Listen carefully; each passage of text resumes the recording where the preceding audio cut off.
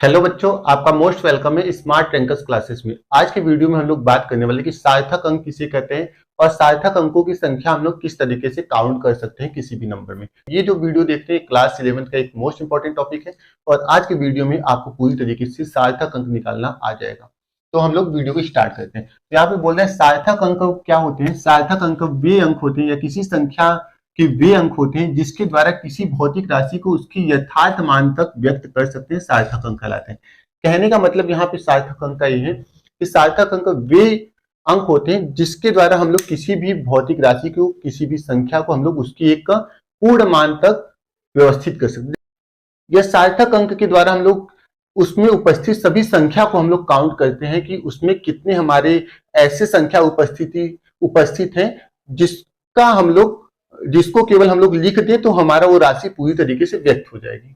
मतलब अगर हमारे पास कोई संख्या है जिसमें ढेर सारी संख्या है तो उस ढेर सारी संख्या वाली राशि को किस तरीके से हम लोग व्यक्त करें कि कम से कम नंबर में वो पूरे अंक को हमें दिखा सके, तो वो जो अंक हो जाएंगे वो तुम्हारे सार्थक अंक कहलाएंगे। तो हम लोग सार्थक अंक निकालने के कुछ नियम होते हैं, उन नियम को हम लोग पढ़ सकते हैं।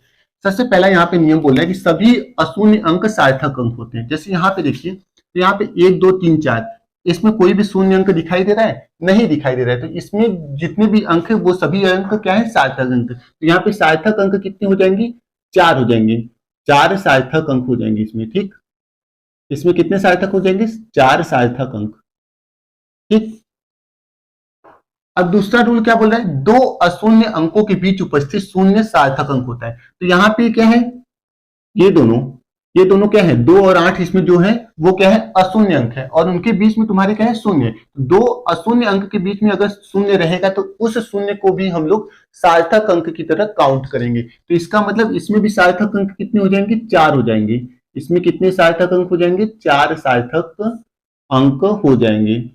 ठीक, अब थर्ड नियम बोल रहा है क्या? यदि शून्य दशमलव तथा किसी अंक के बीच में हो तो वह सार्थक अंक नहीं होता है। तो यहाँ पे देखिए, ये दोनों जो शून्य है ये क्या है? दशमलव और संख्या के बीच में, मतलब दशमलव और किसी अशून्य अंक के बीच में। तो ये दोनों जो शून्य है वो तुम्हारे सार्थक अंक नहीं कहलाएंगे। यहाँ पे दशमलव है, दशमलव और यहाँ पे संख्या है, तो कोई शून्य जो दशमलव और संख्या के बीच में होगा तो वो तुम्हारे सार्थक अंक नहीं कहलाएंगे। तो इसका मतलब क्या है? इसमें सार्थक अंक कितने हो जाएंगे? 2 सार्थक अंक हो जाएंगे। यहाँ पे इसमें कितने सार्थक अंक हो जाएंगे? 2 सार्थक अंक। ठीक, अब फोर्थ रूल क्या बोल रहा है? दशमलव के बाद अशून्य संख्या के दाईं ओर स्थित शून्य सार्थक अंक होते हैं। तो यहाँ पे बोले कि दशमलव के बाद ये जो संख्या है, इस संख्या के दाईं ओर, मतलब ये दोनों जो शून्य है, ये शून्य तुम्हारे सार्थक अंक में काउंट होंगे, जबकि ये दोनों सार्थक अंक में काउंट नहीं होंगे। तो वही यहाँ पे बोल रहा है कि इसमें अगर सार्थक अंक की संख्या काउंट करना होगा तो हमें कितना सार्थक अंक मिलेगा? 3 सार्थक अंक इसमें दिखाई देंगे। कितने सार्थक अंक दिखाई देंगे? 3 सार्थक अंक दिखाई देंगे। क्योंकि बोल क्या रहा है कि दशमलव के बाद अगर कोई हमारा अशून्य है तो अशून्य संख्या क्या है? 8 है। 8 के बाद वाले जो शून्य रहेंगे, मतलब इस संख्या के दाईं ओर वाले जो शून्य रहेंगे वो तुम्हारे सार्थक अंक में काउंट होंगे। ठीक, फिर नेक्स्ट क्या बोल रहे हैं? सभी शून्य जो अशून्य के दाईं ओर हैं वो सार्थक हो भी सकते हैं और नहीं भी। मतलब ये जो संख्या है, इस संख्या के पीछे कितने शून्य हैं? 4 तो शून्य है। तो ये जो चारों शून्य हैं ये तुम्हारे सार्थक अंक हो भी सकते हैं और नहीं भी हो सकते।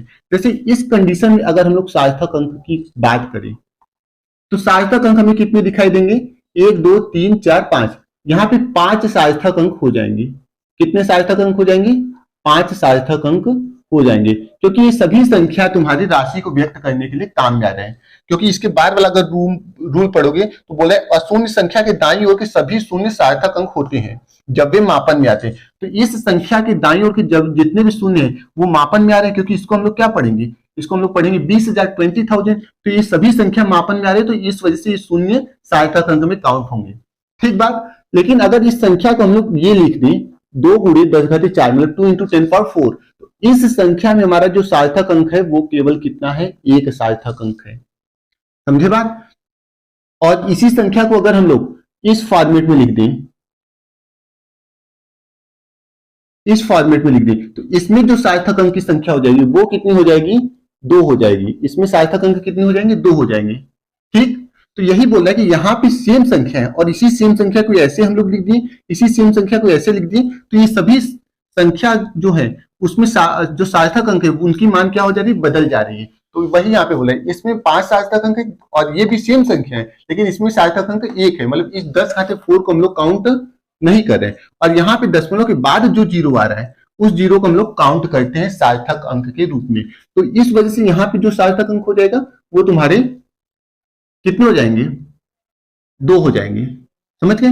और यदि हम लोग यहाँ पे इस तरीके से लिख दें तब इसमें सार्थक अंक कितने हो जाएंगे, 3 सार्थक अंक हो जाएंगे। तो वही बोल रहा है कि अगर किसी संख्या को हम लोग 10 के घात के रूप में लिखते हैं और उस संख्या के पीछे अगर हम लोग जीरो बढ़ाएंगे तो उस कंडीशन में सार्थक अंक का मान भी बदलेगा। जबकि हमारे तीनों संख्या जो है, जो 3-4 संख्या यहाँ पे 1 2 3 4, ये चारों संख्या सेम है, लेकिन इसमें सार्थक अंक का मान क्या हो रहा है, बदल रहा है।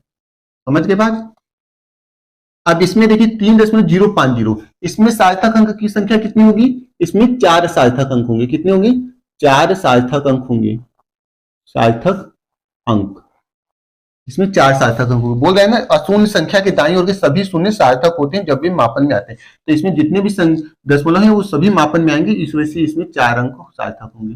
ठीक, अब इस वाले को देखिए, यहाँ पे क्या बोल रहे हैं, 0.04489332। तो इसमें पूछ रहा है कि सार्थक अंक कितनी होगी। तो अब इसके लिए हमें क्या देखना पड़ेगा, रूल नंबर 3 देखिए। रूल नंबर 3 क्या बोल रहा है फिर से, यदि शून्य दशमलव तथा अंक के बीच में हो, तो यहाँ पे शून्य जो है वो दशमलव और किसी अंक के बीच में है, तो इस वजह से वो शून्य तुम्हारा सार्थक अंक में काउंट नहीं होगा। तो इसमें कितने सार्थक अंक हो जाएंगे, 1 2 3 4 5। तो इसमें कितने सार्थक होंगे, 5 सार्थक अंक होंगे। 5 सार्थक अंक यहाँ पे होंगे। फिर इसमें पूछता है कि कितने सार्थक अंक होंगे, तो इसमें तुम्हारे जितनी संख्या है, जैसे ये वाला देखो वैसे ही है, इसमें तुम्हारे कितने सार्थक हो जाएंगे, 1 2 3 4 5, 5 सार्थक अंक, क्योंकि इसमें शून्य जो है वो तुम्हारा काउंट हो रहा है। ठीक, 5 सार्थक अंक, ये किस नियम के अनुसार है, रियल रोल नंबर 6 के अकॉर्डिंग है। ठीक, अब इसमें देखिए कितने सार्थक अंक होंगे, इसमें 1 2 3 4, 4 सार्थक अंक होंगे। इसमें कितने होंगे, 4 सार्थक अंक होंगे। किस नियम के अनुसार, चौथे नियम के अनुसार। चौथा नियम क्या बोल रहे हैं, दशमलव के बाद शून्य अशून्य संख्या के दाईं ओर स्थित शून्य सार्थक अंक होते हैं।